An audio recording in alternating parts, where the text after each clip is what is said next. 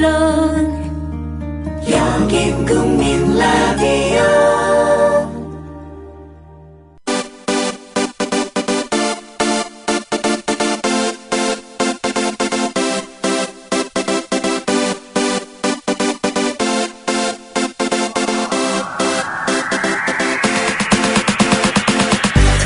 김선, 김남은의 시사남녀.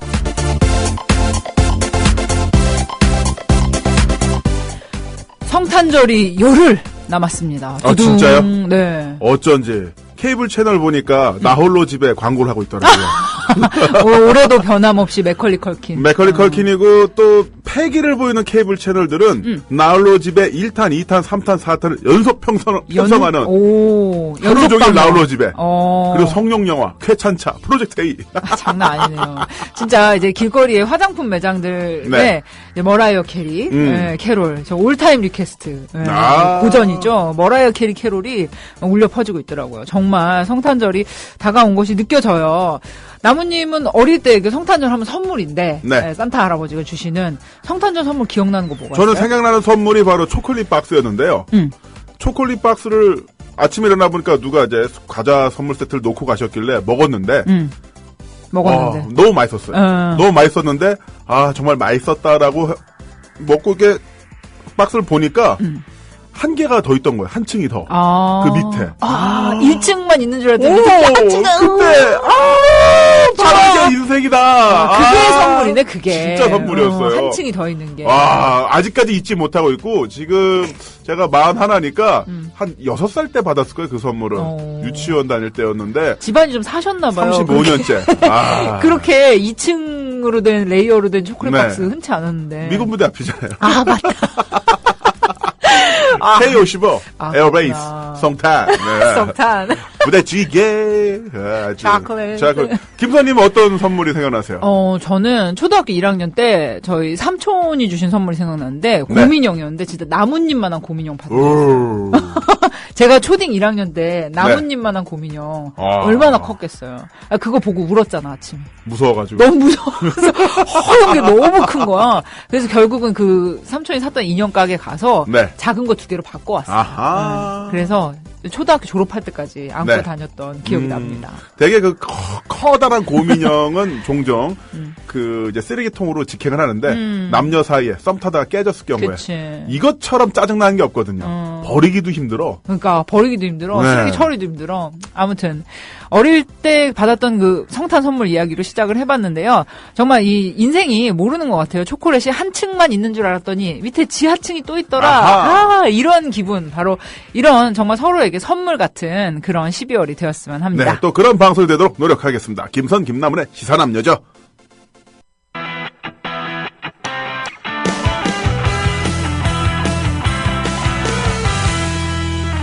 한 주간의 시사 이슈 중에서 우리 청취자분들이 꼭 기억하고 넘어갔으면 하는 것들 꼭꼭 집어 전해드리는 핫 이슈 시간입니다. 나무님, 오늘 첫 번째 소식 뭐죠? 네, 그렇습니다. 승무원과 사무자에게 폭언을 하고 비행기를 되돌려서 큰 무리를 일으킨 대한항공의 조현아 전 부사장. 이제는 전 부사장 맞죠? 지난 일주일 동안 모든 언론의 헤드라인을 장식했던 조현아 전 부사장이 지난주에 국토부에 출석을 했습니다.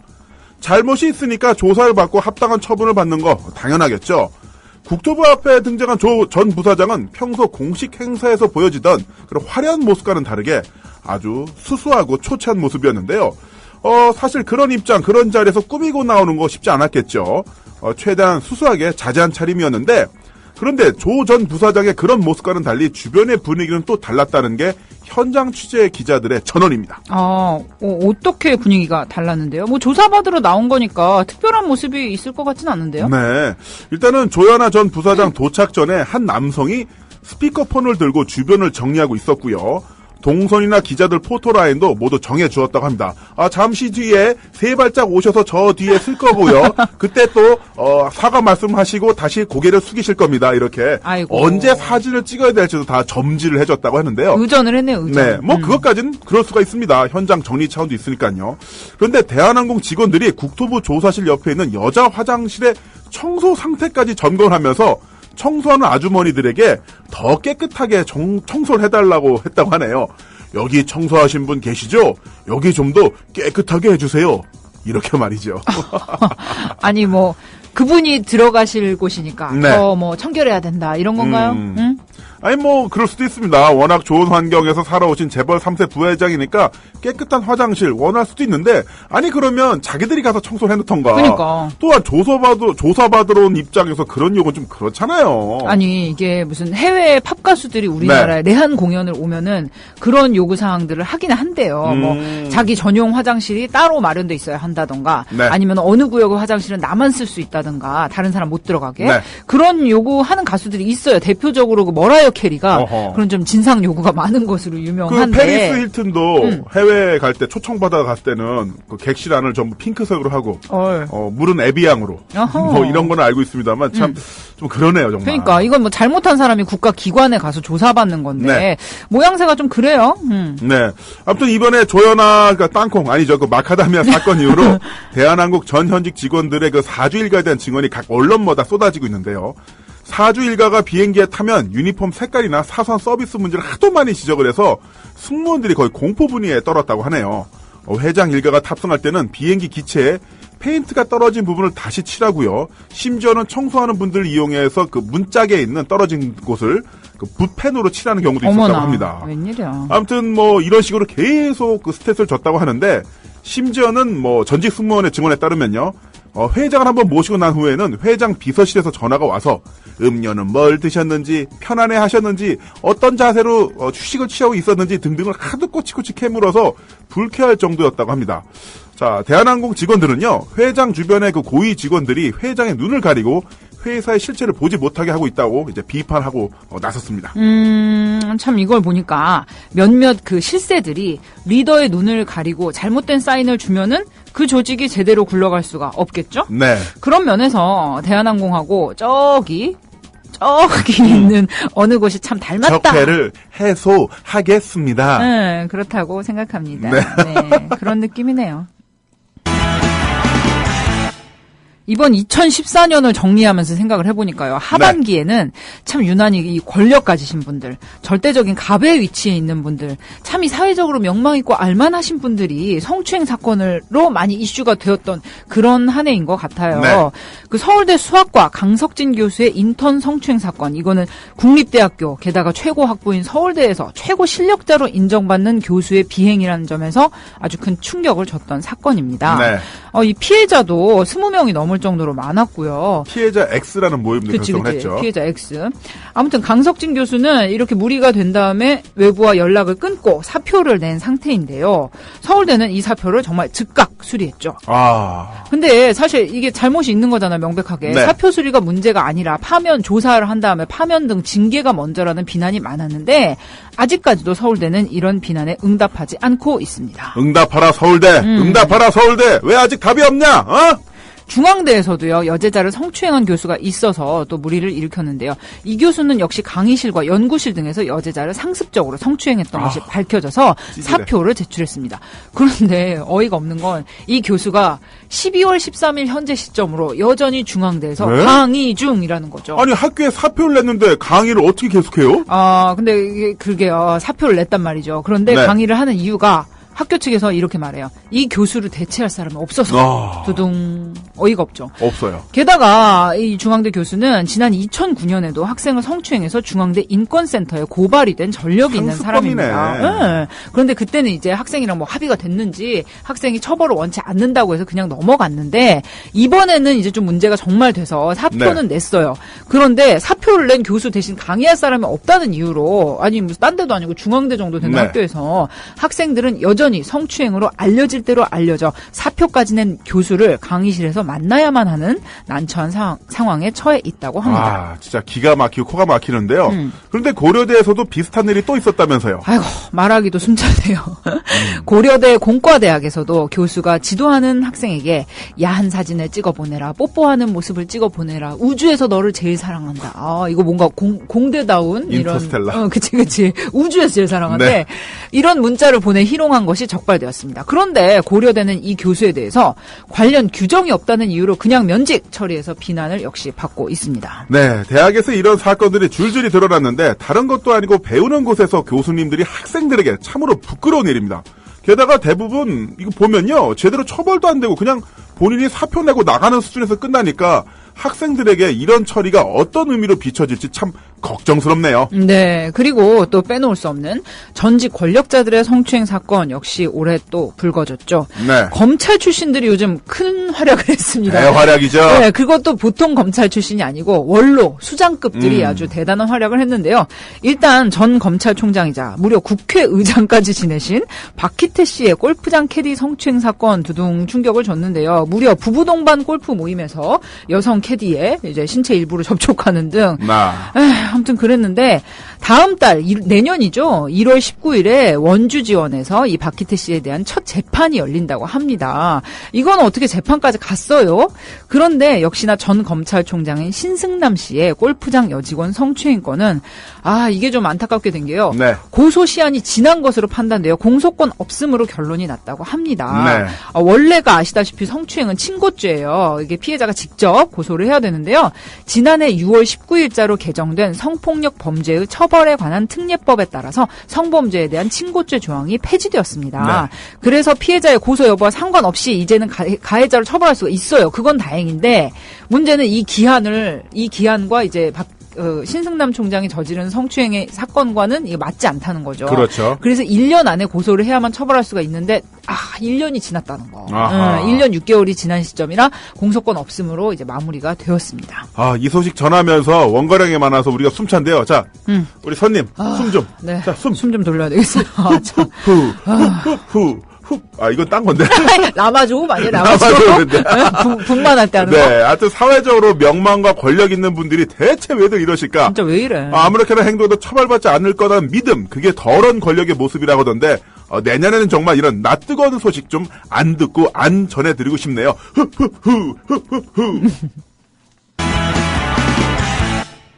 네, 박근혜 대통령의 국정수행 지지도가 지난해 2월 취임 이후 처음으로 30%대로 떨어졌다고 여론조사 기관인 리얼미터가 밝혔습니다. 아주 충격적인 소식이죠. 리얼미터가 지난 8일부터 12일까지 성인 남녀 2,500명을 대상으로 한 주간 전화 여론조사에 따르면요. 박 대통령의 지지율은 전주보다 6.6%포인트 급락한 39.7%를 기록했습니다. 와. 진짜 많이 빠지긴 빠졌네요. 네. 근데 어떤 지역별로 이제 편차를 조사한 거 보면은 막 37%대까지 내려간 지역도 있다고 해요. 많이 내려갔다. 근데 그동안 정말 세월호라는 정말 전대미문의 비극 앞에서도 40%를 지켰던 이런 콘크리트 지지율인데 정말 이번엔 좀 많이 빠졌어요? 네, 그렇습니다. 이번 수치는 박 대통령 취임 이후 매주 실시해온 여론조사에서 가장 낮은 건데요. 국정수행 부정평가, 즉 박근혜 정부가 잘못하고 있다는 응답은요. 이전 조사에 비해 6.3%포인트 상승한 52.1%에 달했습니다. 과반수를 넘긴 거죠. 리얼미터는 박 대통령의 지지율 하락 역시 그 십상시 파문 때문이라고 보고 있는데요. 십상시. 네, 비선 실세 국정 개입 논란과 문건 유출 파문 때문에 지지율이 대폭 하락한 것으로 보고 있습니다. 네.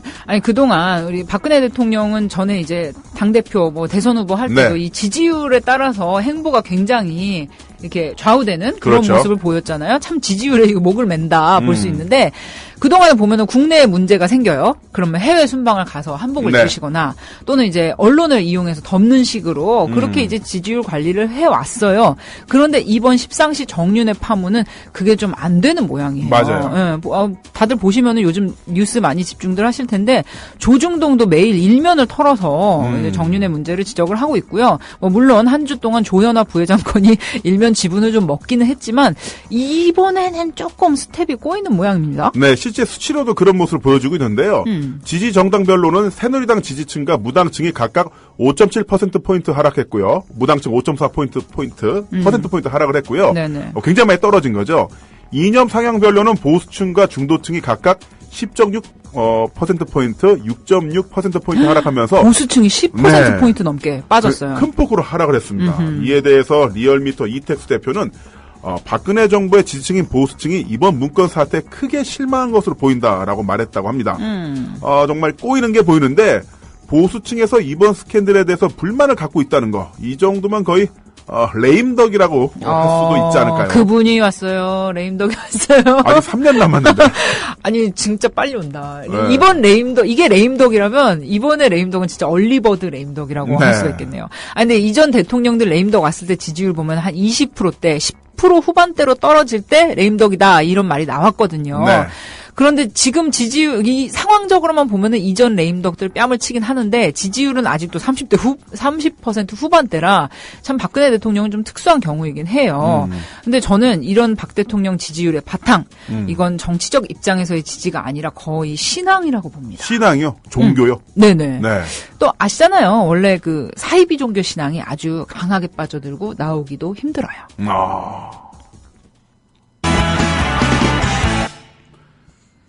대법원에서 쌍용차 노동자들에 대한 해고가 정당하다는 판결 났던 거 다들 기억하실 겁니다.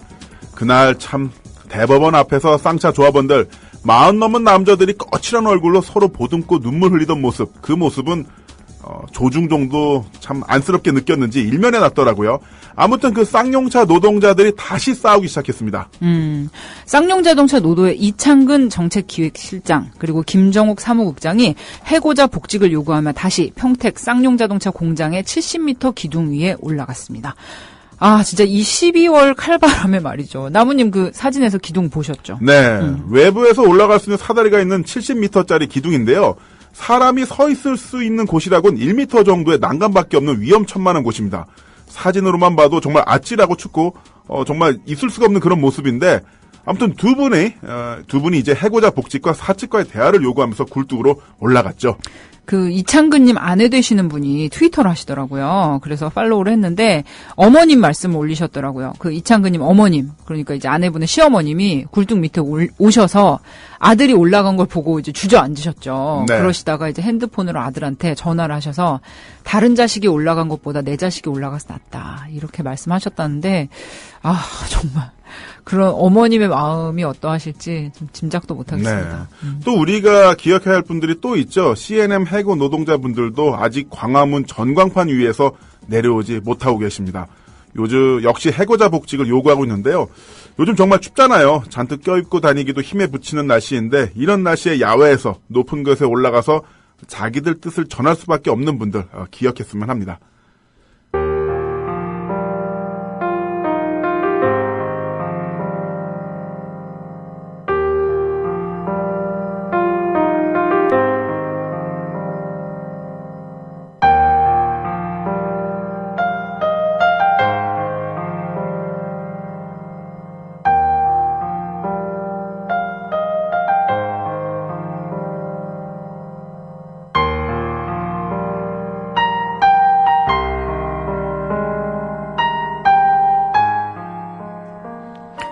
참 이렇게 바깥에서 극단적인 여보세요? 여보세요? 아, 예, 김우성님. 예, 김우성 교수님 안녕하세요. 예, 김성 김남은 시사남녀의 김선입니다. 예. 아, 김선 씨 안녕하세요. 네, 안녕하세요. 오랜만입니다. 예, 육체컵 미남 배우님 반갑습니다. 안녕하세요. 저 예. 김남훈입니다. 안녕하세요. 레슬링 선수. 네. 다 알고 계시네요. 네. 아유, 오늘 참 첫날인데 춥지 않으세요? 힘들지 않으세요? 아니요, 별로 춥진 않습니다. 네, 그러세요? 포근합니다. 예. 그 사진 보니까 굉장히 추워 보이시던데요. 아침에 좀 추웠는데요. 눈 오면서 좀 덜 추워졌네요. 네. 예. 참고로 지금 김희성 배우님께서 쌍용자동차 그 노동자분들 응원하기 위해서 광화문에서 1인 시위를 하고 계시잖아요. 네. 오늘 첫날인데 근데 또 네. 광화문을 선택한 다른 이유가 있으셨나요? 아, 뭐 별다른 이유는 없습니다. 뭐 사람 많이 다니는데 서 있는 게 좋을 것 같아서 그냥 여기 서 있는 겁니다. 네. 아니 응원하러 많은 분들이 가신다고 들었는데 예. 어떤 분들이 오셨어요? 주로 트위터 잉여들이 지금 대표 잉여한 사람이 네. 치킨을 사왔네요. 어머, 왠지 제가 아는 분일 것 같아요. 그러니까. 네, 알 수도 있겠죠. 네. 아, 이렇게 응원하시는 분들이 계셔서, 뭐, 마음만은 일단 뭐 든든하실 것 같은데, 예. 참, 지금 이제 굴뚝위에 두 분이 올라가 계세요. 네네. 네, 그 이창근님과는 이제 트위터에서 많이 교류도 네. 하시는 걸 지켜봤는데, 네. 현재 뭐 그분들하고 연락은 하고 계세요? 뭐 어떻게 지내고 계신지 좀 소식 듣고 아, 계신지. 네, 오늘 아침에 그 영상통화했습니다. 아, 네. 굴뚝위와 네. 광화문에서 이원 영상통화했습니다. 아이고, 네. 어떠시대요? 뭐 잘난 척을 하고 있죠, 괜찮다고. 아, 괜찮다고. 네, 되게 씩씩한 척 하는데, 네. 빨리 내려오라 그랬더니, 올라가긴 올라갔는데 무서워서 못 내려가겠대요, 높아서. 어떡해. 그게 이제 외부에 있는 사다리 같은 거를 타고 올라가신 거잖아요. 그렇죠. 네. 네, 그래서 뭐, 반 농담 반 진담으로 무서워서 못 내려오겠다고. 아이고. 이창근 네. 씨 같은 경우 트위터 보니까 김희성 씨가 최근에 출연한 영화 빅매치 그 얘기를 또 올려놓으셨더라고요. 야, 그런가요? 예, 네, 예, 무대 인사는 맞습니다. 다 끝나고서 1인 시위하는 건가? 이렇게 또 좀 또 이렇게 트위터로 교류를 나누는 네. 사람답게 또 걱정한 모습을 보여주셨는데 예. 그런데 그 언제까지 또 계속 1인 시위를 하실 생각이세요? 일단 지금 현재로서는 네. 제 뭐 여러 가지 그 육체적인 사정을 비롯해서 사정을 허락하는 한 네. 두 분이 내려오실 때까지 하려고 하고 있어요. 진짜로요? 네, 뭐 매일은 못하겠지만 저도 생업이 있으니까 네. 뭐 남들은 잘 모르겠지만 저도 그 배우거든요. 배우죠. 네, 그래서 네, 그 영화 출연도 있고 그래서 네. 뭐 그런 날과 뭐 일주일에 뭐 저도 좀 쉬는 날도 있어야 되고 그런데 그 외에는 매일 나올 생각이고요. 네. 또 다행히 제가 쉬는 날에는 다른 분들이 나와주시겠다는 분들이 있어요. 아, 릴레이로. 네, 이렇게. 지금 내일 모레는 만화 그리시는 강도화 작가가 네네. 또 릴레이해서 저 대신 여기서 하루 버텨주시기로 했습니다. 아이고. 1965년생이시면 네, 올해 나이로 50이신데. 네. 근데 정말 안 힘드세요? 정말 서 있으시기가? 좀 이렇게 멋있는 말로 하자면은. 네, 멋있게 해주세요, 멋있게. 예, 이게 뭐 좀 불편하고 네. 고통스럽고 그렇죠. 네. 뭐 더 큰 고통에 비하면 아무것도 아니겠지만, 근데 이런 제 그 작은 불편이나 고통이 그분들한테 편지가 되거나 선물이 될 수 있다면 기꺼이 포장해서 보내드리고 싶은 마음입니다. 와, 멋지다. 박수 한번. 와. 진짜. 정말 그냥 육체파 미남이신 줄만 알았는데 네. 마음까지 이렇게 훈훈하시니. 미남이라는 단어는 약간 거부감 갖고 있습니다. 아, 저는 누가? 육체 중심입니다. 네, 육체 중심. 마음은 드람이고요. 예. 근데 우리 김희성 씨 같은 경우는 주로 영화에서는 네. 많이 기득권으로 나오셨잖아요. 그치. 검사나 무슨 요원, 예, 주로 이제 국가의 녹을 먹는 역으로 많이 나왔죠. 예. 그러니까. 예. 그러다가 그 실제 사회생활에서는 이런 예. 부분에서는 그 사회 예. 문제 아주 적극적으로 나오시는데. 네. 예. 그런데 참 이제 그 연예인이고 배우로서 이렇게 예. 사회 문제에 대해서 적극적으로 목소리 내시는 게 조금 힘든 점은 없으신지 주변에서 말리시는 분들은 없는지 좀 그런 거 궁금해요. 예, 뭐 주변에서도 그러고 저도 좀 조심스럽고 꺼려질 때가 있죠. 그런데 그런 저 스스로 이렇게 조심스럽고 꺼려지는 거나 주변의 걱정 같은 것들 자체가 우리 사회가 얼마나 굳어져 있고 네. 그 개인의 표현을 억압하는 사회인가를 반증하는 거기 때문에 그런 저 스스로한테도 좀 짜증날 때가 많죠. 네. 그런 게 느껴질 때마다. 네, 그렇죠. 그래서 어떤 순간에는 그냥 그냥 헌법을 믿고 열심히 이야기하자 이러고 싶은 마음이 들 때가 많습니다. 네. 저희 국민TV 게시판에 네. 그 어떤 분이 김희성 씨가 현재 1인 시위 하고 있는 모습 사진 찍어서 올리시면서 네. 좋은 날이 언제 올까요? 라고 올리셨는데 그래도 예. 좋은 날 오겠죠? 글쎄, 전 그렇게 뭐 희망적이진 않습니다. 왜 그래? 희망적으로 말하는데. 그런데요, 네. 생각해보면 100년 전에도 사람들이 되게 희망 없이 많이 살았을 것 같거든요. 네네. 그래서 뭐 희망이 이렇게 많이 보이진 않지만 뭐 우리끼리 살아가는 방법은 있지 않을까 이렇게 생각합니다. 네, 서로 용기 내주고 복도다 주고. 네네. 예, 맞습니다. 네, 아니 저는 이렇게 혼자서 계시면 힘들 거라 생각을 했는데 지금 제 네. 트위터 타임라인 보니까 막 김우성님 응원하러 커피 사들고 간다는 분들도 많고. 지금 검색어 예, 예. 1위에요. 그니까 검색어 1위 하셨어요. 포털 사이트 오늘. 검색어 1위에요. 이정재, 지금 한류 스타 다 제치고 1위 하셨어요, 연예인 중에서. 그것도 기사 없이. 그니까 기사 없이. 기사도 없이 1위. 아. 트위터 힘으로. 그니까 역시 트윙어 우리 맞네. 우리 트윙녀들 대단합니다. 네. 예. 저희도 네, 조만간 감사합니다. 응원하러 가겠고요. 네. 네, 무엇보다도 건강 조심하시고, 정말. 예. 저에 대한 관심도 좋지만 대부분의 관심을 굴뚝 위로 좀 모아주셨으면 하는 바람입니다. 알겠습니다. 굴뚝이로 예, 예. 가도록 저희가 노력하겠습니다. 네. 네, 네. 너무 감사합니다. 예, 감사합니다. 고맙습니다. 네. 네.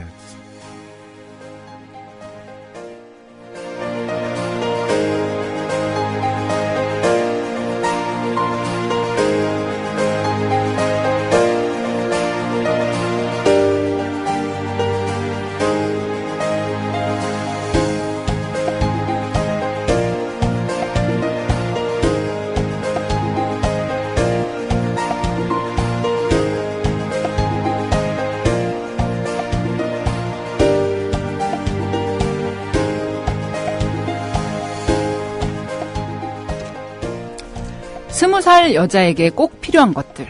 20살 자기 개발에 미쳐라. 20대에 꼭 해야 할 100가지 일들.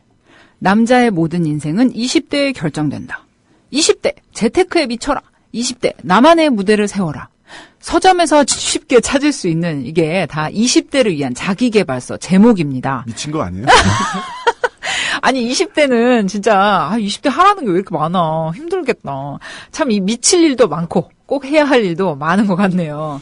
이렇게 20대를 위한 딱 꼭 집어서 20대 이렇게 가리키고 있는 자기계발서가 넘쳐나고 있는데 정작 지금의 20대 어떤가요? 그렇게 잘 나가지도 행복하지도 않습니다. 네, 정말로 젊은이들은 아프니까 청춘이고 1000번을 흔들려야만 어른이 되는 걸까요?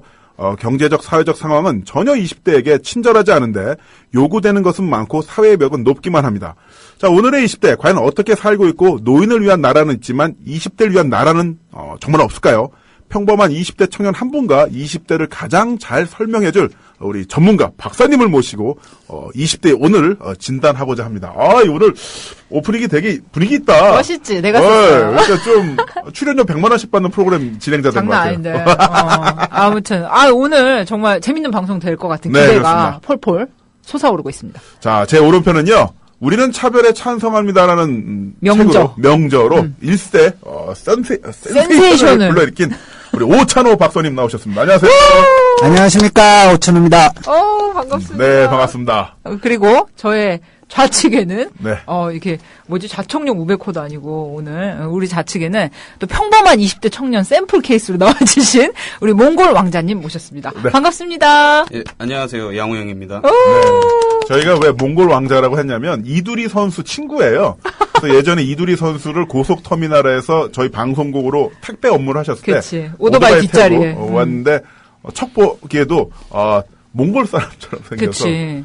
이분 사진 좀 어디서 올려주면 그러니까요. 좋겠어. 우리 미리 올려놓을까. 진짜. 오늘처럼 이 보이는 라디오가 아쉬웠던 적이 없습니다. 맞습니다. 예. 그런데 이제 외관은 정말 몽고에서 오신 태무진의 후손이지만 27대 손. 네. 예.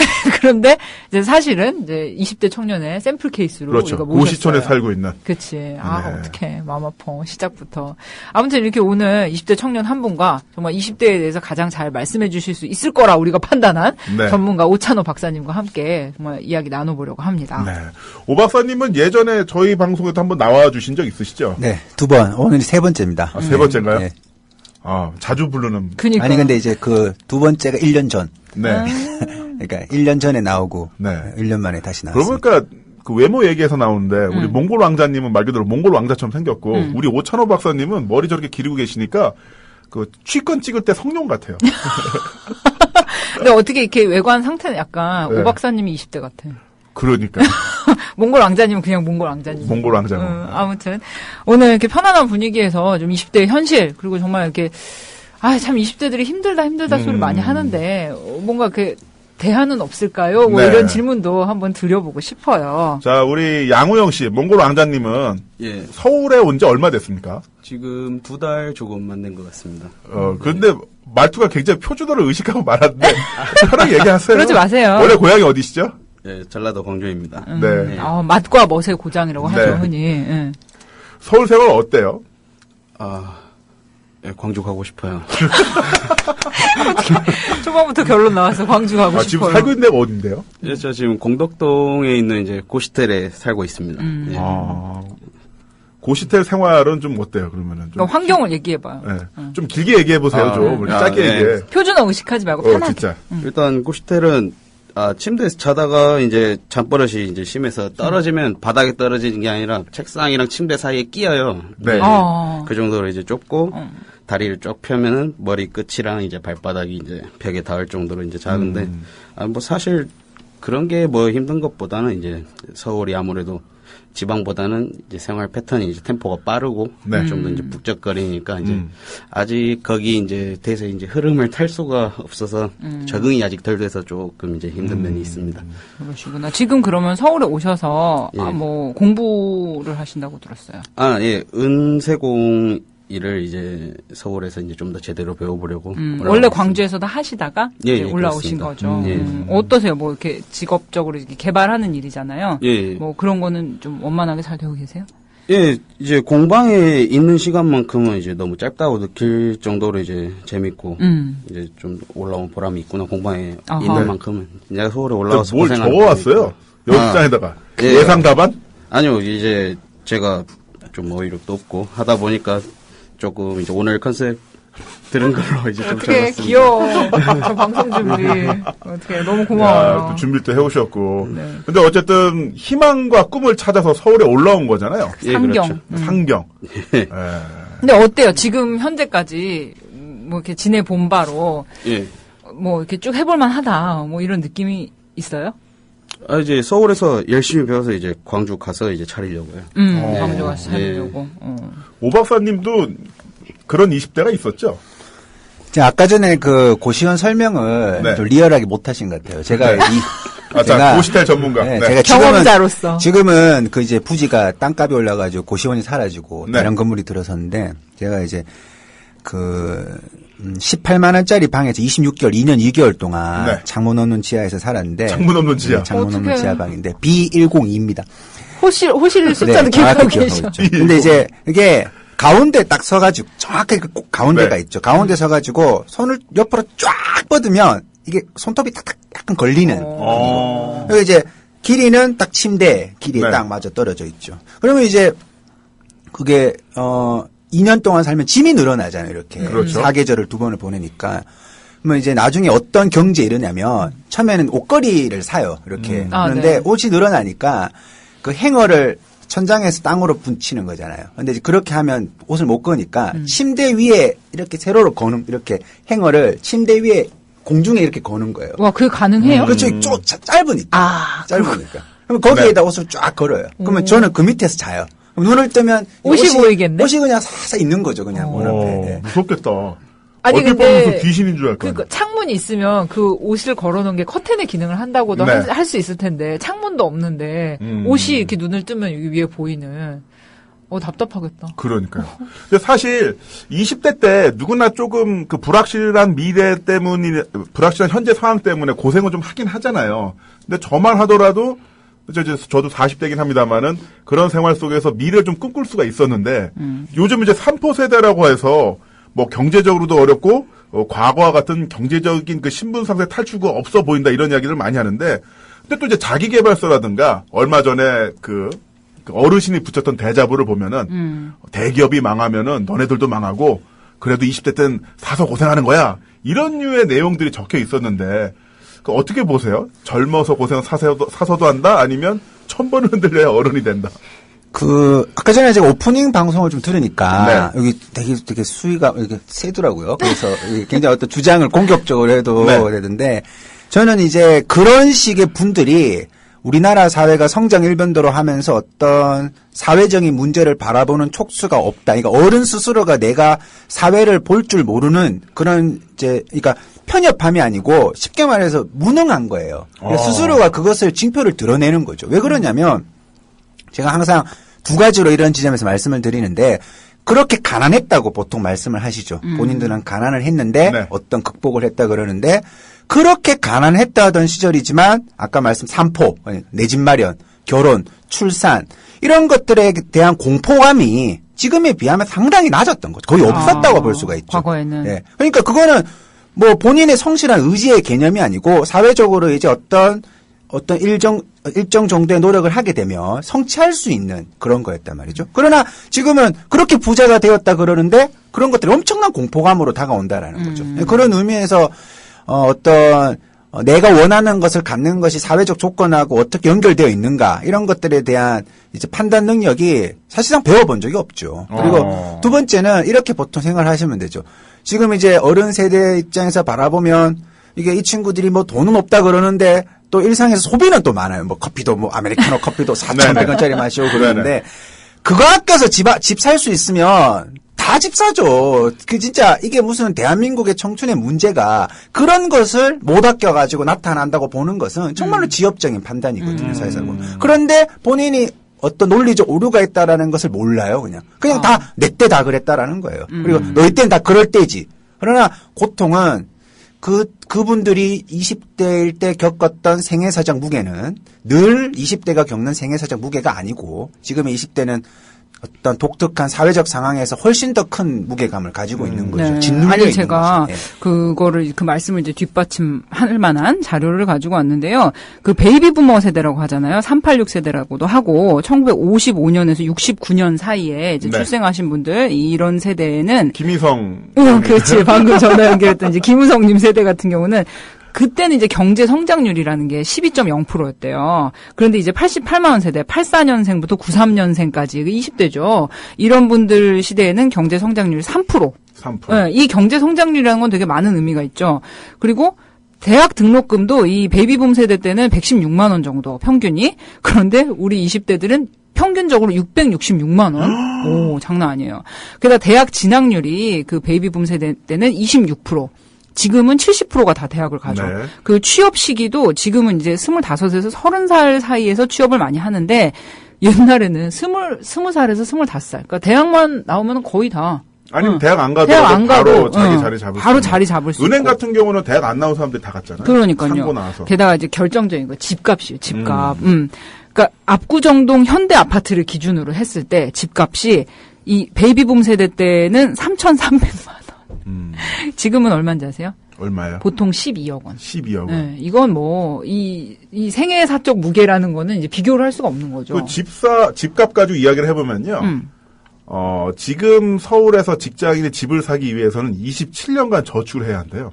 27년? 27년 동안 아파서도 안 되고 교통사고 가해자가 돼서도 안 되고 큰 돈 쓸 일이 없어야 돼. 해외여행도 가면 안 되고 오롯하게 모아서 27년을 모아야만 집을 살 수 있다는 건데 그런 상태에서 너네들이 좀 더 검역하고 너네들이 좀 더 열심히 살아야 돼. 스타벅스 없어. 커피도 마시지 말고.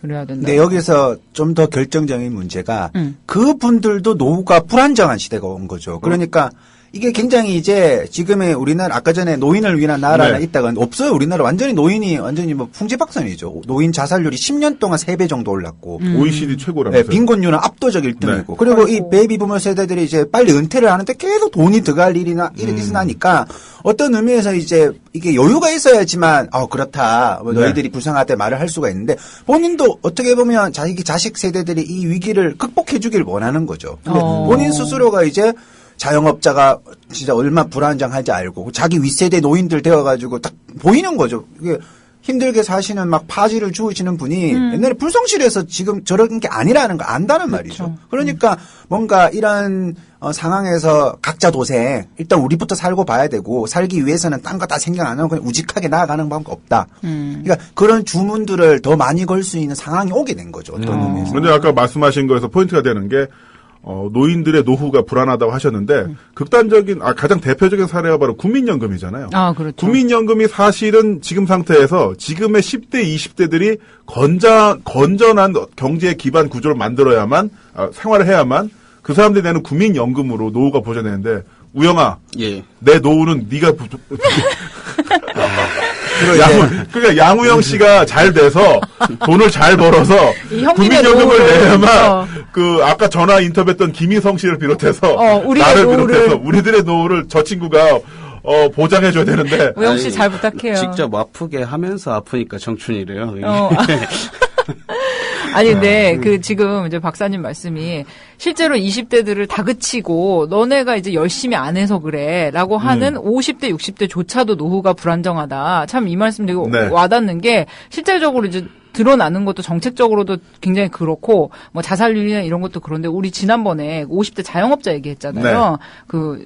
세입자연대, 우리 실장님 나오셔서 얘기했는데, 보면은 열심히 일을 해서 잘 되면은 크게 망해. 그렇죠. 근데 열심히 일해서 잘 안 되면 작게 망해. 이러나 저러나 50대 자영업자들 제2의 인생 준비하면서 뭐 작은 사업이라도 해보시려는 분들은 이 사회 구조, 불평등한 구조 속에서 망할 수밖에 없는 쪽으로 내몰린다는 거. 그렇죠. 그리고 아까 또 말씀하신 거 검약해야만 잘 살 수 있어라 이야기를 했는데 20대 애들이 자영업자 가게 가서 맛있는 걸 사 먹어야 그치. 돈을 벌죠. 자영업자 50대 분들 또 이렇게 돈 벌어서 애들 학교 보내고 대학 등록금 낼 거 아니야. 네. 근데 어때요? 현역 20대 입장에서 그런 이야기 들을 때.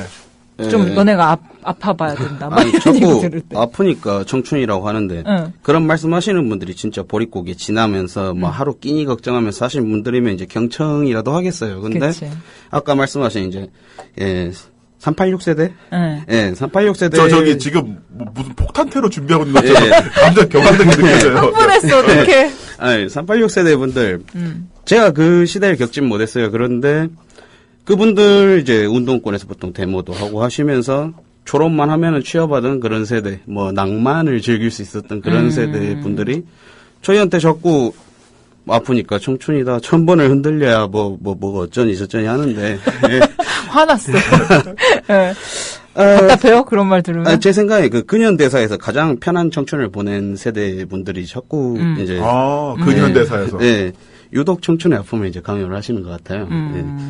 뭐 학자금 대출 없이도 대학 충분히 다닐 수 있었고, 예, 뭐 알바로 충당 가능한 등록금이었으니까요. 그때는 예. 뭐 운동권으로 활동하면서 수업도 안 듣고 그러다 이제 졸업만 어떻게 하면 와달라는 기업도 많고, 예, 취업 걱정도 없고, 집값도 아까 말씀하셨고요. 아프니까 청춘이고. 근데 지금 양호연 씨 아픈 것 같아요. 저는 근데 솔직히.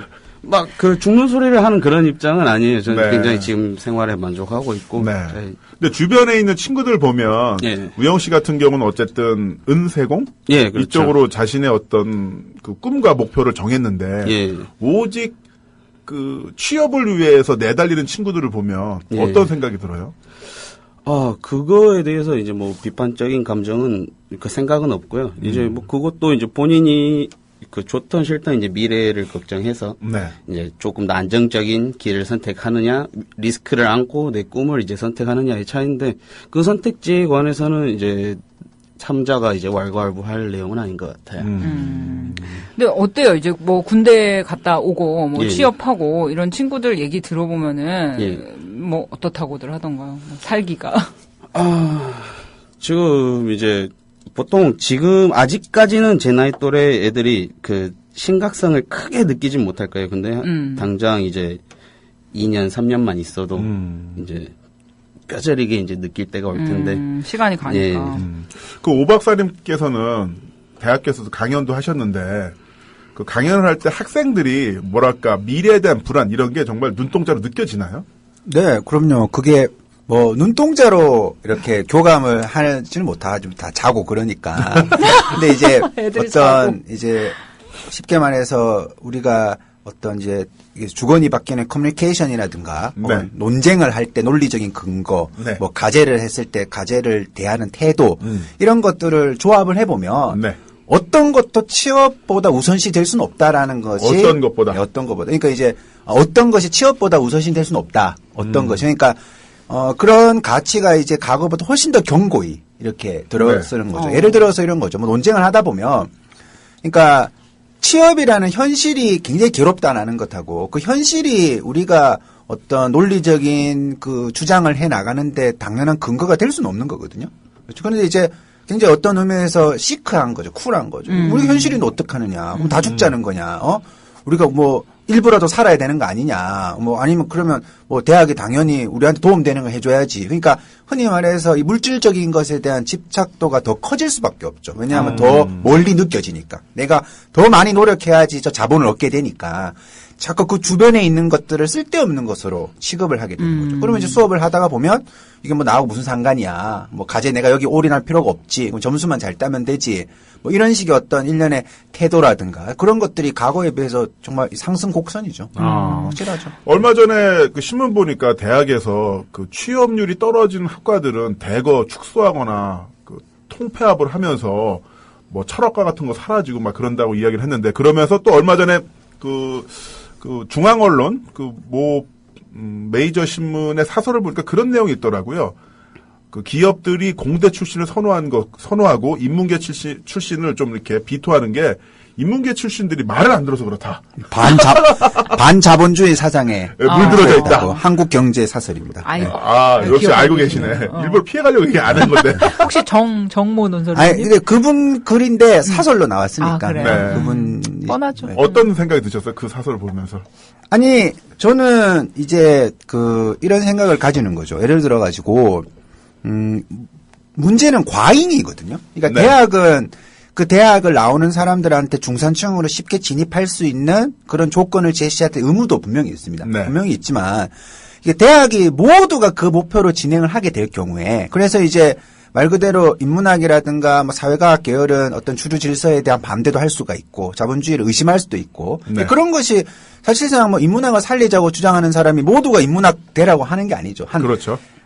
사회학 같은 경우에는 15년 동안 15년 전에 이제 0.7%였거든요. 전체 재학생 0.7%.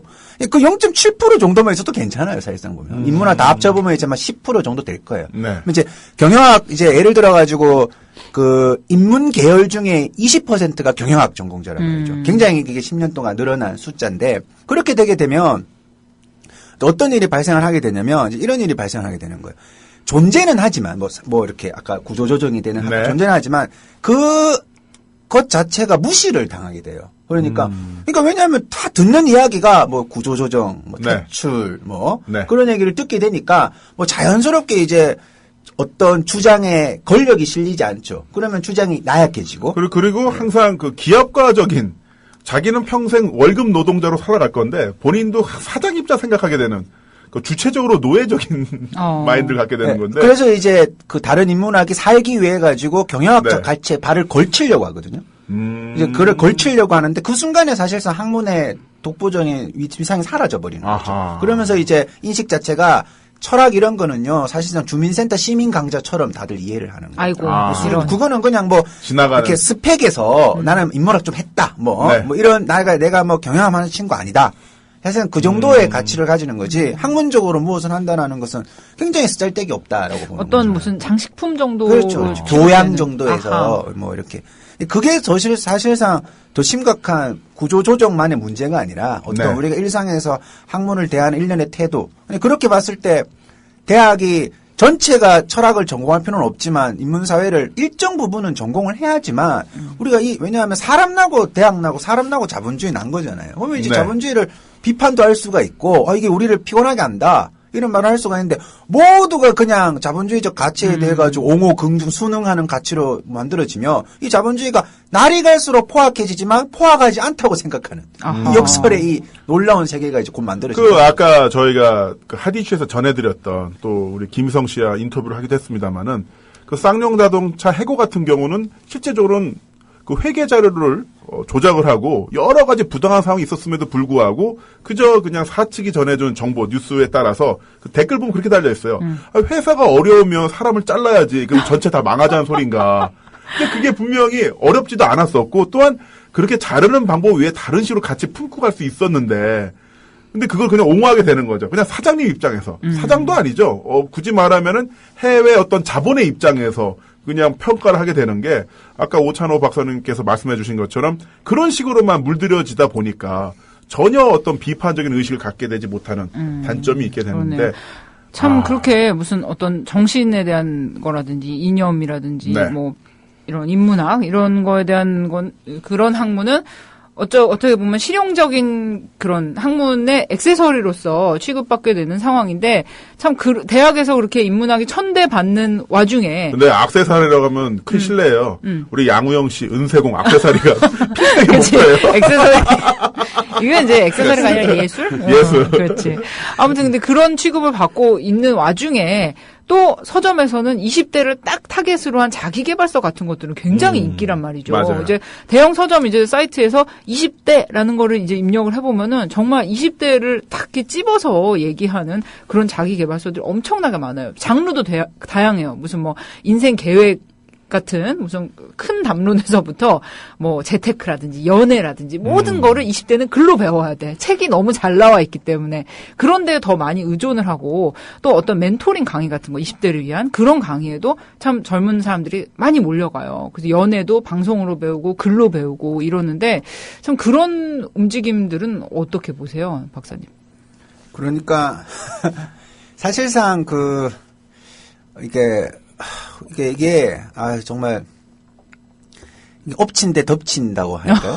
어떻게? 그러니까 뭔가 문제가 있는 건 알아요. 문제가 있는 건 아닌데 네. 그래서 뭔가 해결책을 갈망을 하겠죠. 근데 그 해결책이 결국은 내가 스스로 해결해야 되는 어떤 일련의 그 상황 정리로 이루어지는 것이 계속 이게 도돌이표처럼 돌아가는 거죠. 네. 네가 해결해야 돼. 네, 너의 결국은. 문제야. 그러니까 이 모든 문제가 개인의 책임으로 귀결이 되는. 그래서 결국은 그런 식으로 하게 될 때 뭔가 또 버티는 사람도 있겠지만, 사실은 그 문제는 원래 강자가 또 살아남아요. 결국 개인에게 다 맡겨놓으면, 네. 원래 배경 좋고, 원래 학교 이름 좋고 하는 친구들이 가장 오래 살아남는, 경쟁 자체를 늘 긍정을 하는 거니까. 그러나 또 한편으로는 너무나 자기가 어떤 진입하기 위한 준비 과정이 컸기 때문에, 이만큼 준비했는데 또 해래. 이만큼 준비했는데 또 하래. 그러니까 과거에는 볼 수 없었던 뭐 잉여, 루저, 우리가 흔히 말하는 그렇죠. 이거 위에서 볼 때는 너 왜 아무것도 안 하냐 그러지만 자기가 아무리 계산을 해봐도 더 이상 내가 뭘 도전하는 것은 아주 낭비스러운 거죠. 근데 그 낭비가 되기 이전까지 수많은 시행착오를 이미 경험을 했겠지요. 말을 하면 할수록, 대화를 네. 나눌수록. 그러니까 지금 어떡하죠? 방금 전에 우영 씨가 몸을 부들부들 떨던 게 분노. 아니 지들은 살만 했으면서 우리더러는 나약하대, 맨날 나약하대 으씨 하는 게. 초사이어인으로 변신한. 근데 아까 얘기한 것처럼 우영 씨 같은 세대가 잘 돼야 우리의 노후가 그치. 대한민국의 미래가 우리의 달려있어요. 국민연금이 보장되느니. 그러니까 65세 이후에 내가 어떤 삶을 살지에 대해서 가장 키포인트는 바로 저의 노력 여하를 떠나서 우영 씨 같은 젊은 세대가 우영 씨가 잘 돼야 우리가 잘 돼야 돼. 영아. 형이 세금 잘 노후가 내고. 걱정된대요. 미래 지금 청년층이 지금 현재 중장년층을 이제 잘못하면 5대1의 비율로 책임을 져야 할 수도 있어요. 근데 자꾸 저희를 압박을 하면은 어쩌라고. 나 안 했어. 형 압박하지 말래요. 야, 지금 이야기를 나눠보니까, 우리가 오늘 두 분을 잘 섭외했다, 이런 느낌이 드네요. 그러니까. 우리 오찬호 박사님께서 콕콕 포인트를 집어주시고, 또한, 현역 20대, 외모로는, 지금, 게시판 어떤 분이 사진을 올려주셨는데, 이분 맞나요? 맞습니다. 정말 이분 20대 이렇게 사진 올려주셨는데, 이분 20대 맞습니다. 맞습니다. 네, 맞고요. 좀 더 자세한 이야기들은요, 저희가 또, 광고 듣고 와서, 뉴스 듣고, 광고 3부에서 듣고. 또 이야기를 나눠볼까 합니다. 네, 다시 3부에서 만나요?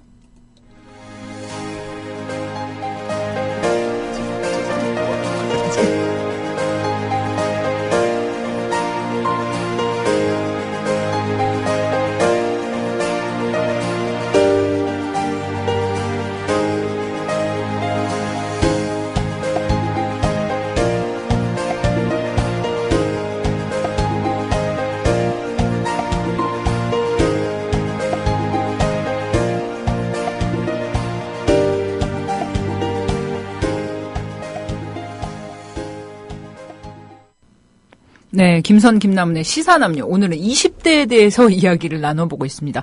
댓글 반응도 뜨겁네요. 우리 안 바쁜 벌꿀님 오셨습니다. 1000번은 흔들리면 풍걸림 이렇게 올려주셨네요. 의식님은요. 흔들기 전에는 멀쩡했을 젊은이들을 이렇게 올려주셨고요. 또 잘 듣고 있어요. 에마리오님이 올려주셨고요. 혹시 이분이 맞으신가요? 이 양군이 맞으신 건가요? 하고 맞습니다. 네, 우리 양우영님이 닭발을 앞에 놓고 스마트폰을 만지고 계신 사진을 올려주셨습니다. 그 맞아요. 사진만으로만 보자면 마치 그 동남아시아 마약 조직과 그치. 이제 거래를 하고 있는 삼합회 중간 15만 톤을 부산으로 보내면 뭐가 스위스 15만 은행으로 톤이야? 보내겠다. 뽕이 15만 톤이면 세계도 지구를 15kg라도 사겠다. 바뀌었습니다. 15만 톤이 지구를 사겠네. 지구를 사겠어. 아무튼 그런 분위기지만 명백하게 26살이라는. 네, 그렇습니다. 우리 건강이 최고님께서는요. 기회는 공평하다. 과정은 공정하다. 결과는 정의롭다. 사람이 먼저다. 이 슬로건이 구리단 분들은 아직도 구리나요? 뭐 이렇게 올려주셨네요. 네. 참 그 공정한 사회가 방금 또 우리 핫한 게시물 하나 올라왔네요. 우리 PD님께서 올려주셨는데 지금 시사남녀 오박사님, 몽골 왕자님 출연 중입니다. 이렇게 해서 우리 네 사람이 지금 양우영 씨와 저 사이에 김선님이 있으니까 김선님은 얼굴 주먹만 해요. 걸그룹에서 외모 담당하시고 비주얼 담당. 왼쪽에서 두 번째. 내가 막 유나야 막. 그러니까. 죄송합니다. 네?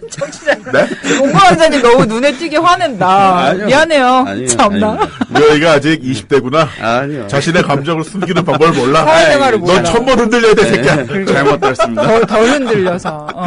아무튼 우리 지금 생방송 하고 있는 모습 궁금하신 분들, 우리 오찬호 박사님, 몽골 왕자님 궁금하신 분들은 게시판으로 들어오셔가지고 우리 PD님 올리신 게시물 보시면 되겠습니다. 네, 그리고 왼쪽에서 두 번째 걸그룹 미모 담당 보실 수 있으니까요. 네. 그냥 보실 수 있어요. 너무 욕하지 마세요. 네, 네. 괜찮아요. 야, 욕 이미 많이 먹었어. 계속 이야기 한번 나눠볼게요. 진짜 근데 박사님 말씀을 들으니까 지금 우리의 오늘의 20대들의 상황이 좀 잘 이제 객관화되고 그려지는 느낌이라 뭔가 명쾌한데 이게 답이 안 나올 것 같아서 되게 답답해요. 저만 해도 저 97학번이거든요. 근데 97학번 딱 들어가니까 뭐가 있었냐면 IMF가 두둥 터져가지고 이게 취업하기가 되게 힘들다. 그런 소리하고 우린 97학번 저주받았어. 이랬는데 요즘 20대들 이제 얘기를 들어보고 하면은 97학번 정도는 아주 그냥 그 IMF가 지속이 되고 있는 거죠. 그치. 그 IMF 터졌을 때 저도 학교 휴학하고 그 식당 같은 데서 일하고 그랬었는데 그래도 저만 하더라도 아는 형네 집에 얹혀 살 수가 있었어요. 그렇지. 근데 요즘은 다 고시촌에 고시대 살아서 어떻게 얹혀? 그러니까 아니 아까 방송 들어가기 전에 우리 오 박사님이 얘기해 주신 것 중에 대학 내에서도 이런 빈부격차랄까 그런 것들이 굉장히 많이 보여지는 그런 모습이라고 하는데 그 말씀 좀 해주세요. 대학 내에 이제 프랜차이즈들이 많이 들어와서 뭐 학생 복지 면에서 좀 좋아지는 것도 있지만 또 없는 학생들은 없는 학생들 나름대로 또 있는 학생들은 있는 학생들대로 이런 것들이 좀 눈에 띄는 모습들. 예. 그러니까 그 대학 안에 어떤 프랜차이즈 입점 상점이 들어오는 것은 아까 말씀하셨지만 복지라고 보기에는 이미 논쟁을 좀 해야 되는 거죠. 사실상 편리한 것이 이꼴 복지는 아닌 거거든요. 그렇죠. 근데 이제 이것을 어떤 차원에서 이해를 해봐야 되냐면.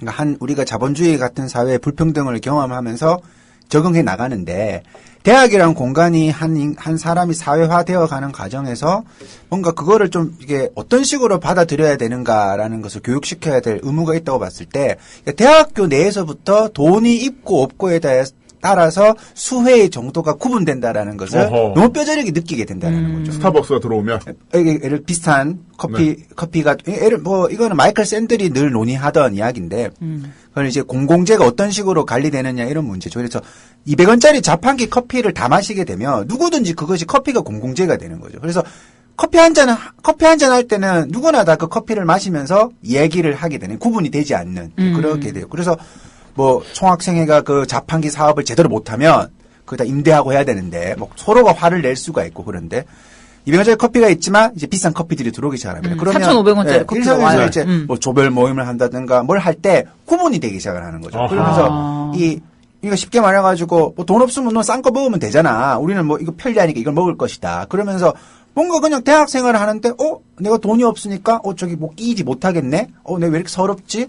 돈 더 아껴야 되겠네. 그러니까 뭔가 그런데 본인이 이제 주눅이 드니까 자기가 원래 할 수 있는 얘기도 조금 이제 진상처럼 보이고 그러면서 어떤 위계가 형성이 되는 거죠. 학생들 사이에서. 네, 학생들 사이에서 그런 위계가 형성이 되면 대학생이 서로 간에 그러니까 서로 간에 우리 어떤 집단성에 대해 가지고 뭔가 연대의 개념이 없는 거죠. 이미 이질화되어 있는 서로 간의 관계가 있으니까. 아니, 그것은 이제 아까 앞에서 말씀드렸던 이런 이야기들이 실제로 20대들한테 가장 심각한 문제죠. 이렇게 뭐 아프니까 청춘이다 이런 문제가. 그런데 실제로 대학에서는 그런 것이 공론화가 되지 않는 이유가 그렇죠. 그러니까 그거를 당하는 사람만 느끼는 거지. 그것을 의제로 삼기에는 그것은 너무 또 관심 없는 절반이 있거든요. 아예 그것과 상관이 없다고 생각하는. 프랜차이즈에서 5,000원짜리 커피 마시는 거는 아무런 문제가 되지 않는 사람들도 분명히 있으니까 그런 학생들도 있고. 양극화는 반드시 두 개가 다 공존하는. 대학 내에서도 저 때만 해도 200원짜리 커피가 있고 그리고 이제 경영관 지하로 가면은 이제 1,000원짜리 커피를 파는 데 있었어요. 그러니까 그 차이라는 거는 800원 정도의 차이밖에 안 난단 말이야. 그런데 이제는 이제 뭐 그런 양극화가. 우리가 요즘 뉴스를 보면서 가끔 뭐 1단지는 자가로 들어오고 2단지는 임대 아파트. 아이고. 이런 경우에. 그러면 이제 놀이터 같이 못 그렇죠. 펜스를 쳐가지고 2단지 애들이 1단지 못 들어오게 막는 이런 뉴스를 보면서 쯧쯧거렸는데 사실 그런 계급화가 이루어지고 있고 대학교에서. 저 어렸을 때만 하더라도 부잣집에 많이 놀러 갔거든요. 또 가난한 집에 뭐 부잣집에 놀러 가고 그랬었는데 얼마 전 트윗 보니까 어느 소설가 분께서 올려주셨는데 요즘은 그건 일대 사건이라고. 가난한 아이가 부잣집에 놀러 가는 거나 그 반대의 경우가. 그렇죠. 일대 사건이라고 올려주셨는데 그런 게 뭐 그런 또 주거라든가 이런 걸 떠나서 학교 안에서도 대학교에서 이루어지고 있다라는 말씀을 주셨는데 갑자기 소름이 돋네. 근데 우영 씨는 어때요? 그런 어떤 지금 어쨌든 직접 자신의 어떤 전문 기술을 익히기 위해서 있는데 주변에 있는 친구들 보면은 자신들이 처해 있는 처지에 대해서 내가 정말 이렇게 좀 불합리한 상황에 있지만은 내가 좀 더 나 자신을 옥죄야겠다. 뭐 이렇게 생각하는 친구들이 많이 있나요? 말은 그렇게 하는데 보통 실천을 하기가 힘든 게, 그런 20대가 항상 이제 불확실성과 이제 싸움이긴 하지만 일단 이 눈앞에 닥친 상황을 더 중요시 생각하는 경우가 많으니까. 그렇게 하다 보면 흔히들 뭐 20대라면 사회에 대한 어떤 반항, 저항 또는 문제의식 이런 걸 공유하려고 한다라는 이야기가 있긴 있어요. 근데 사실 생각해보면 저도 20대 때는 그냥 먹보 대학생이었는데. 먹보 대학생. 와, 오랜만에 듣는 말이다. 먹보 대학생. 맨날 술 먹고 그다음에 어떻게 학점도 먹고 여자분들이랑 뭔가 좀 해보려고 막. 뭐해? 부루마블 게임? 그렇죠. 부루마블이랑 그런 것만 집중을 했었는데 어떤가요? 지금도 사실 이제 사회 분위기 자체는 이제 막 굉장히 심각하고 요새 대학생들이 이제 그 빈부 격차 때문에 이제 계급이 생기고 하는데 그 안에 있는 사람들은 이제 그 당시엔 느낄지 모르겠는데 저는 사실 체감은 못했어요. 그거를 그 상황을 체감 못하게 생기시긴 하셨어요.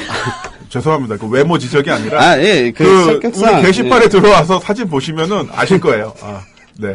모든 역경을 이겨낼 수 누가 널 차별해? 감히 우리 몽고 왕자님을. 네, 그런데.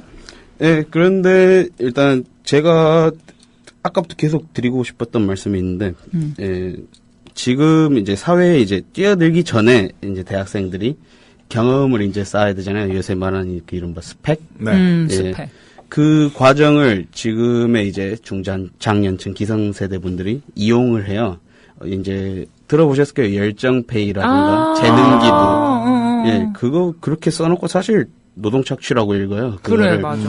이게 말이 안 되는 이제 시스템을 만들어 놓고 그럼 이제 계속 이제 순환이 되는 거예요. 힘들고 돈은 안 주는데 이게 너의 경험이다.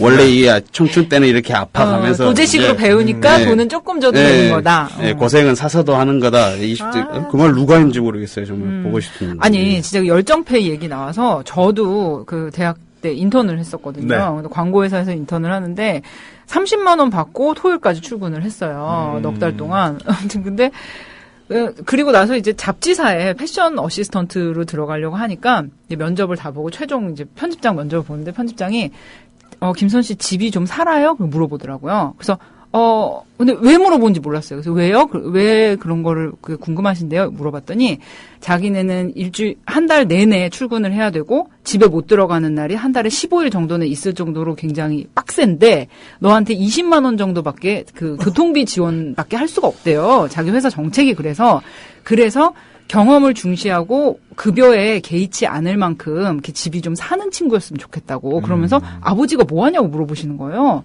그래서 너무 황당해서 저는 돈을 받고 싶어요. 일을 하니까요. 그랬더니 이 편집장님이 갑자기 묘한 표정으로 저를 보시더니 막 제 서류를 넘겨요.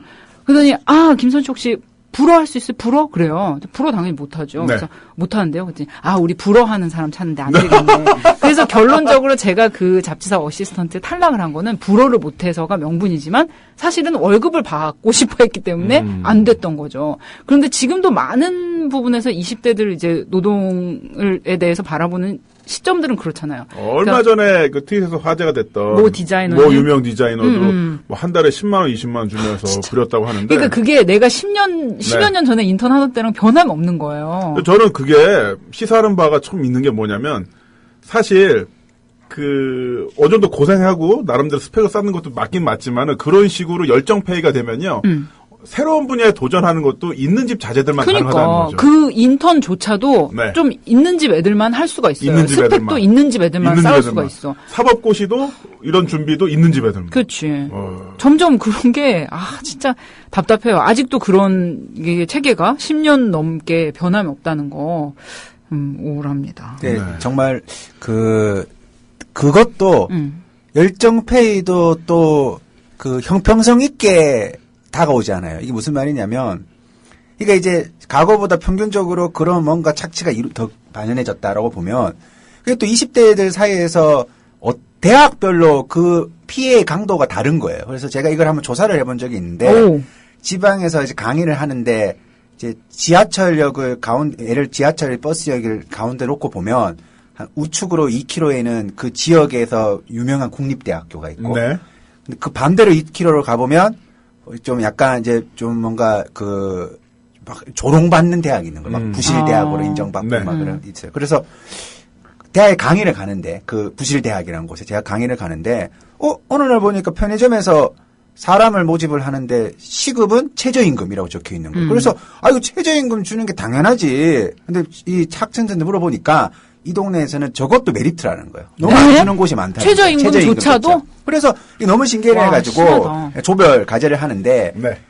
200개 상가를 조사를 합니다. 그러니까 그 가운데 기점을 해서 지방 잘 나가는 국립대학교하고 반대대학으로 100개씩 상가를 조사를 하죠. 그러니까 뭐 편의점, 노래방, 호프집을 하니까 최저임금을 지키지 않는 비율이 이렇게 부실대학으로 갈수록 2배가 더 높아요. 어머나. 근데 이제 그걸 왜 따져? 어떤 정서가 있냐면 그러니까 이제 이 친구들이 생각을 할 거 아닙니까? 왜 당연히 달라 이런 네. 얘기를 하면 그 점장들 분위기 뭐냐면 너희들이 성실이라도 해야 된다.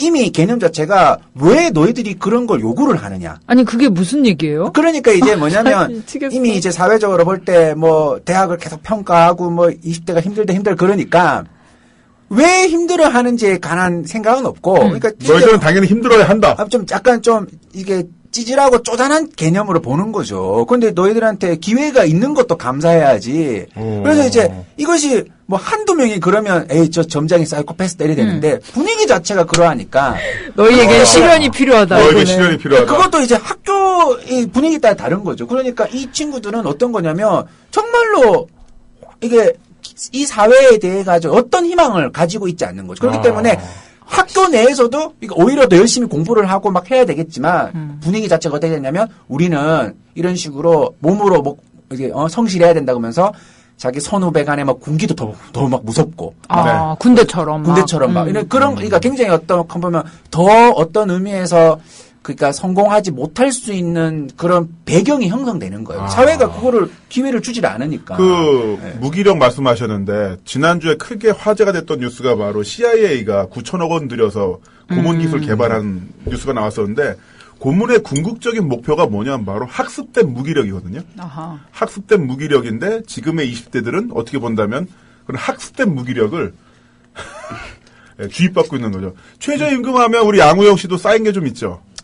최저임금 올랐다는 말이 저희한테는 20대한테는 크게 와닿지도 않습니다, 사실. 5천 얼마니, 4,800 얼마니 그런 말은 일단 와닿지도 않아요. 그리고 알바 생활을 이제 몇 년씩 한 사람들도 근로계약서라는 거 이제 어떻게 생겼는지도 양식도 모르는 친구들도 많고, 이제 최저임금이라는 게 정해진 금액을 딱 일한 만큼 주는 게 최저임금이 아니라 이제 초과 근무를 하면 그거에 대한 이제 더블 페이를 준다든지 야간 근무, 이제 주휴수당, 휴일수당 그런 게 다 있는데 그런 건 싹 뺀단 말이죠. 최저임금 준다고 하는 데는 하루에 20시간을 일해도 그 최저임금 시간 곱하기 최저임금만 해서 이제 주는 걸 최저임금이라고 하는 데가 많아요. 근데 사실 그게 최저임금이 아니라는 거죠. 그렇죠. 그러니까 사실 알바생이라는 자체가 노동법에 없는 단어거든요.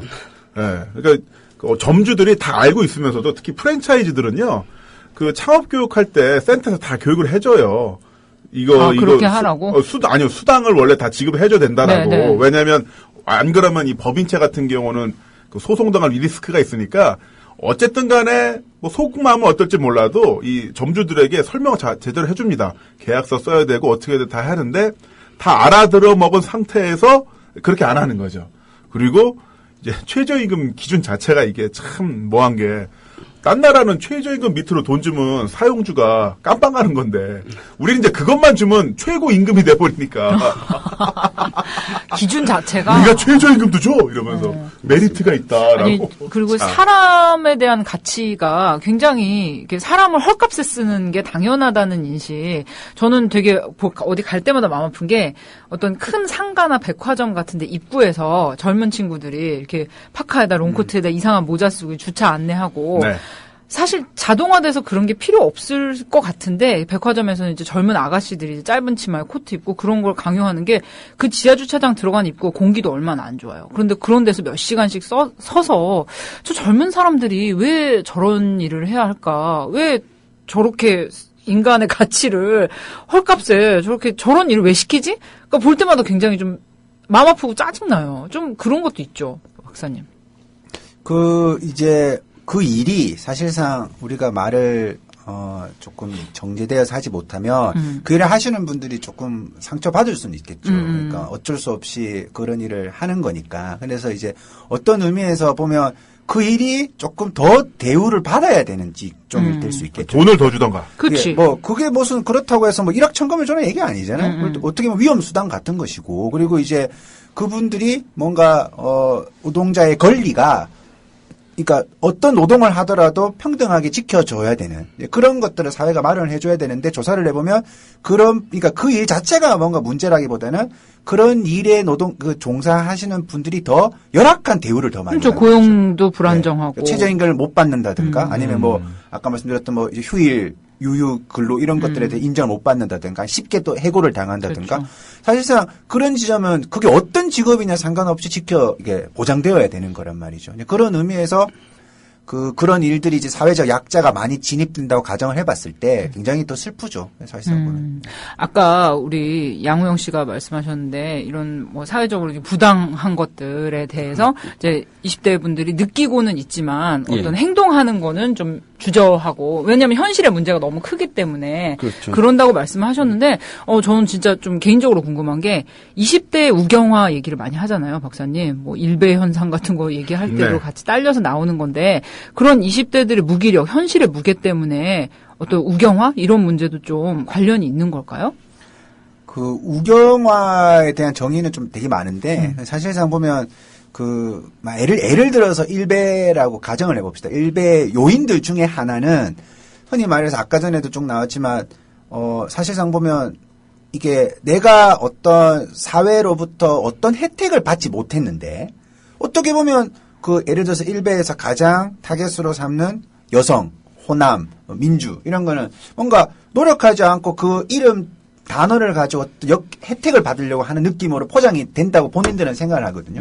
그럼 그 이면에는 본인이 살아가면서 내가 이렇게 공부를 하고 사회적 어떤 수혜에 대한 것이 떨어질수록 오히려 그것이 이제 보면 그래서 저항을 해야 될 수도 있지만 뭐 여기서 제가 늘 말씀드리지만 그런 건 배워본 적이 없어요. 사실상 보면 우리가 저항을 배워본 적이 어릴 때부터 혁명, 8.1 뭐 우리나라 60 항쟁 이런 것도 사실상 보면 국영수 문제집 풀듯이 공부를 해야 되는 거죠. 그냥 한 줄 문제가 아니고 그랬네, 계속 반복을 하면서 이게 왜 중요한지 왜 어떤 우리가 배워야 되는데 사실상 그러니까 안타까운데 저항하는 건 아닌 거예요. 그러니까 사실상 보면 그러니까 이제 안타까운데 저항은 안 하니까 뭔가 제가 내보다 더 무임승차하는 것 같다. 그러면 이제 공격들을 하기 시작하는 거죠.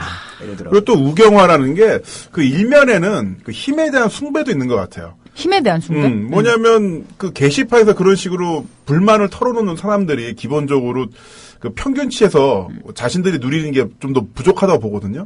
부족한 상태에서 자신보다 더 강대한 힘을 갖고 있는 존재에게 자기 운명을 위탁하는. 그러다 보니까 재벌, 대기업, 고위 정치인과 그쪽이랑 내가 똑같은 생각을 갖고 있게 된다면은 나에게도 뭔가 떨어지지 않을까? 아니면 최소 나는 공격당하지 않겠지. 이 두 가지 심리가 미묘하게 교차하면서 자기도 약자이고 자기도 누리는 게 없으면서도 돌을 던지는 게 아닐까. 그런 생각을 해보거든요. 또 웃긴 건 뭐냐면 그 게시판 보면 가끔 가다가 노조 있는 회사 들어가라고. 엥? 회사 들어갈 땐 노조 있는 데가 좋다고.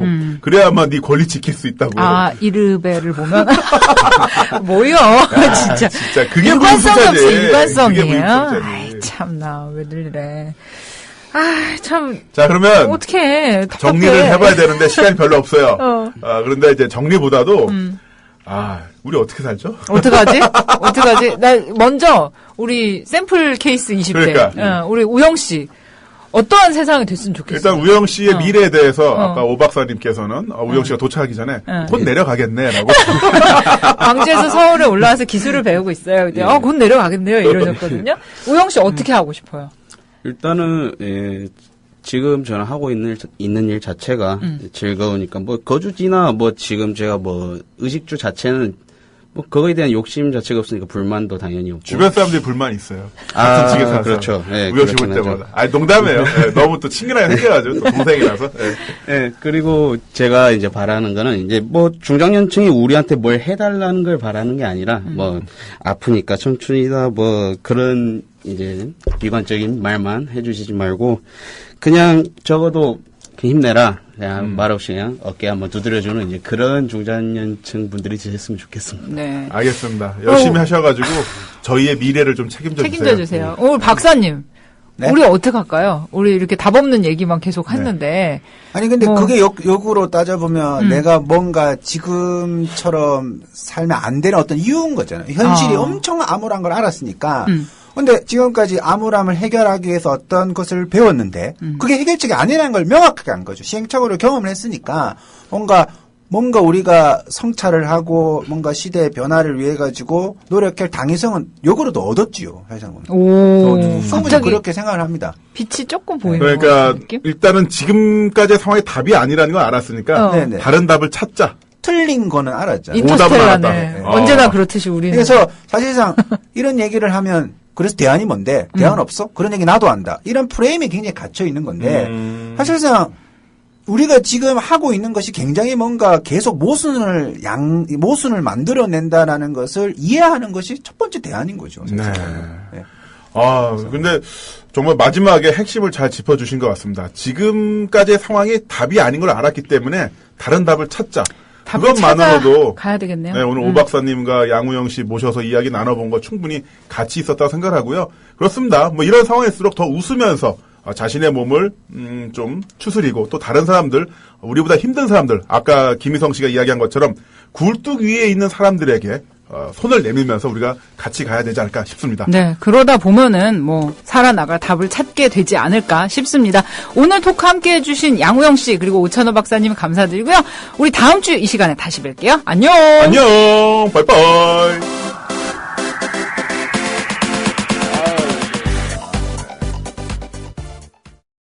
(2015년) 고래 잡으러 갑시다! 2015년 해맞이 행사가 2014년 12월 31일 수요일 오후부터 이튿날 2015년 1월 1일 목요일 오전까지 주문진 앞바다가 눈앞에 펼쳐져 있는 강원도 강릉 청소년 해양수련원에서 열립니다. 서영석 김용민의 정치토크, 정영진의 불금쇼 생방송 공개방송으로 함께하고 조합원 모두가 해돋이 장관을 함께 바라보며 한 해 희망을 기원하는 시간으로 꾸밉니다. 가족 단위의 참여를 환영하며 푸짐한 먹을거리, 어린이를 위한 특별한 시간도 약속합니다. 자세한 안내는 국민TV 홈페이지 지역협의회 모임 안내 게시판을 참고하세요.